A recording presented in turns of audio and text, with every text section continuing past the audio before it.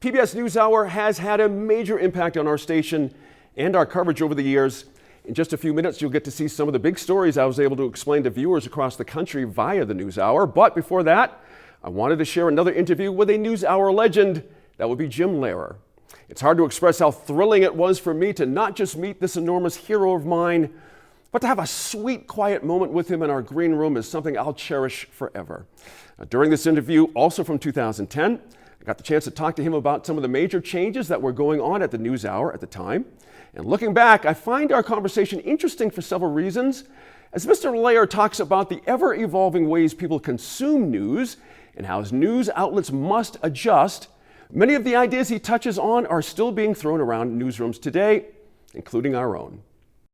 We are very honored to have Jim Lehrer, host of the PBS NewsHour here in Albuquerque. Thank you for coming and seeing us. Gene, I'm delighted to be here. This is as good as it gets for me. Wonderful, wonderful, wonderful. We're here to talk about your book. Okay. I want to get to that in a quick second, but we would be remiss if we didn't talk about the PBS NewsHour and specifically the changes that were recently made and how smooth it was for some folks, but I'm sure in your shop it wasn't all that smooth. How did it, we're smooth relatively, things are not easy, as they say. Yeah. But how did that all work? What was the impetus to make those changes and how did that get implemented? Well, there were two things that came together at the same time. Number one was the natural feeling, anybody who watched our program regularly, that realized that this was basically a team effort. It wasn't just about Billy Bob anymore, one person who was the anchor, as I had been for years with Robert McNeil before that. It was less about people, one or two people, it was about all kinds of folks, and which was intentional. But I thought that the title of the program needed to reflect that. Now that was one thing going on. The other thing was reality. The reality of the news business, the reality particularly in the television business, and particularly in the serious journalism business, that we had to think of ways and use the new technology to spread our brand of journalism. And yes, continue to be a program that was basically appointment television program, but also if you wanted to watch us in some other, if you wanted to watch us on a pink iPod with your name engraved on it, fine. But to expand our online thing, we came to the realization, Gene, that we had a survey that showed that 40% of the people who watch the online NewsHour never watch the broadcast NewsHour. 40% of the people who watch the broadcast NewsHour never went to the online. So we realized that we had some cross-fertilization to do, and so we expanded horizontally. And now if there's a tweet, we tweet. If there's a Twitter, we Twitter. If there's any, we're using the mechanics, and basically we're talking mechanics.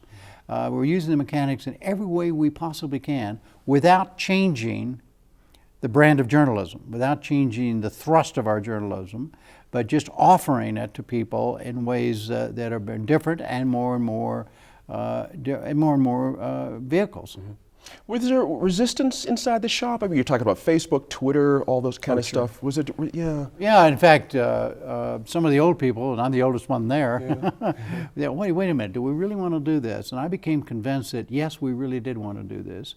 Because if you really believe in what we're doing, if we really believe what we're doing in public broadcasting, then we have to believe that the more of what we do is better not only for our communities and for our audiences generally, if it's a regional audience or a state audience or a national audience, it's also the best for us. It's also part of our mission.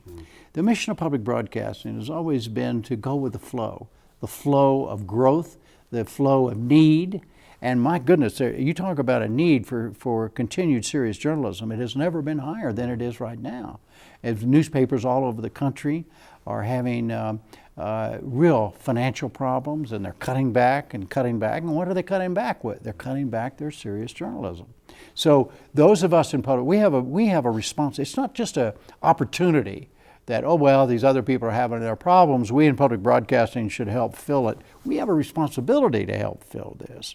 And that means also what we're also been doing, and the new NewsHour, the PBS NewsHour, is form new coalitions among organizations, some of them online, some of them print, some of them whatever, help amortize our journalism costs. If they're in the same racket we're in, which is serious journalism, we'll make a deal with you.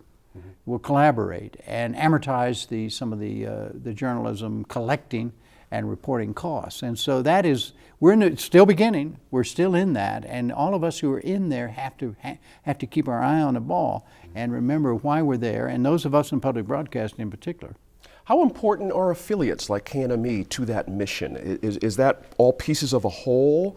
Is the NewsHour the hub and we're all the spokes out here, but it all adds up to a whole at some level? Absolutely right. Yeah.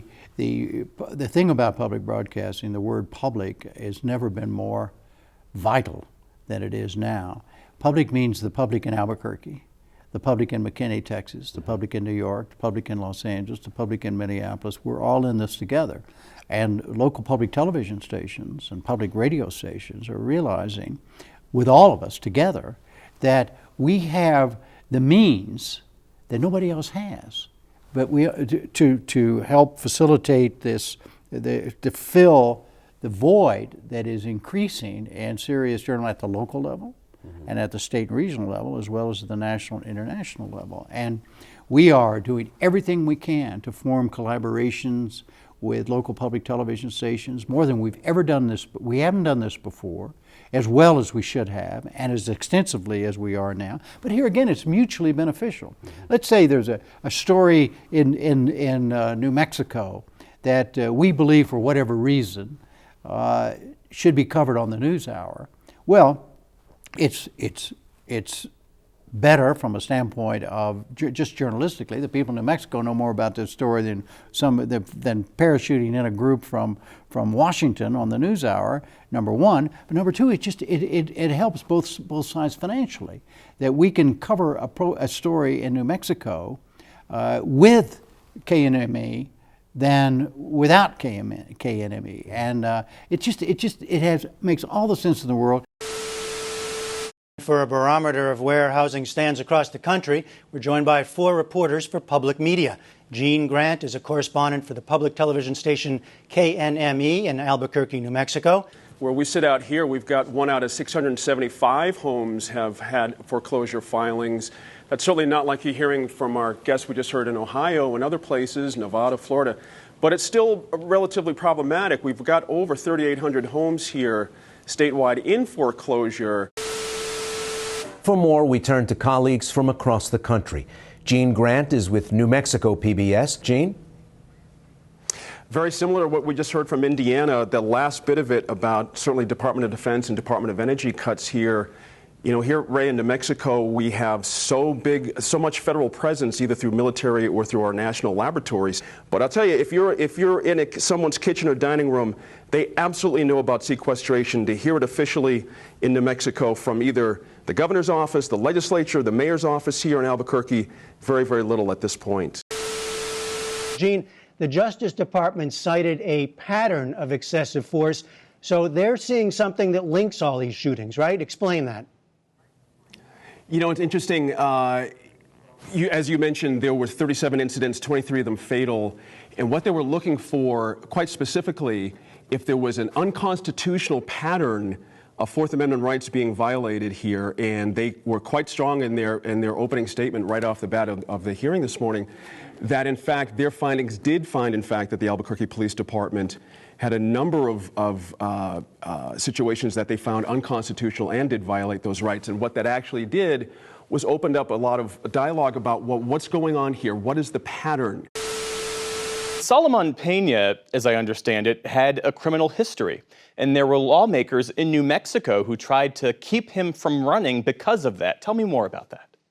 Specifically, his opponent, Miguel Garcia, who held the seat at the time, he was the incumbent. He actually filed in court to keep Mr. Pena off the ballot because he had a felony record. Gene Grant of New Mexico PBS. Gene, thank you for sharing your reporting with us tonight. We appreciate it.